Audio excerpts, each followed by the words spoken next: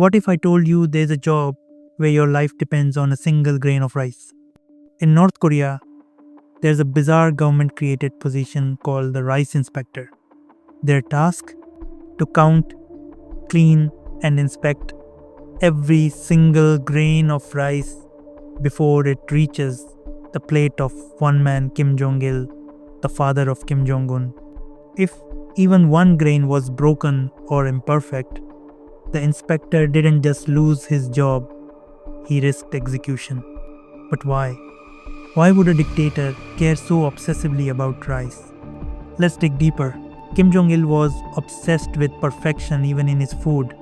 He believed that each grain of rice cooked for him must be flawless, not too short, not too long, and definitely not broken. So, a dedicated team of inspectors would wash and polish the rice, count each grain manually, and examine them for uniformity like diamonds. If even one faulty grain made it into his bowl, someone would pay the ultimate price. Crazy, right? But trust me, it only gets weirder from here. You've heard of shoe polishing, maybe even furniture polishing, but have you ever heard of polishing stones? In North Korea, there's a real job where elderly women collect random stones from roadsides, trash heaps, even ditches just to polish them by hand. Why? No one knows. The government demands it, but no one dares to ask why. Tourists who accidentally caught footage of an old woman doing this at a war museum were quickly surrounded by security. One thing was clear. In North Korea, even stones can be dangerous. Want to get a haircut in North Korea? Better pick the right one, or it could cost you your life. The government has officially approved hairstyles: 10 for men, 18 for women.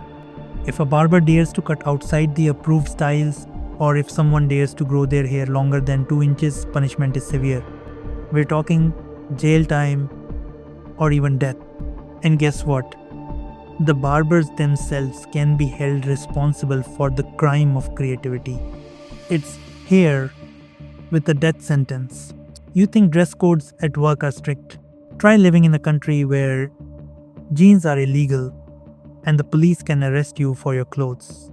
Meet North Korea's fashion police, a real department that monitors clothing, hairstyles, and accessories. Wearing anything that shows Western influence from sunglasses to sneakers is considered rebellion. And if you are caught, prison, re-education camps, or worse.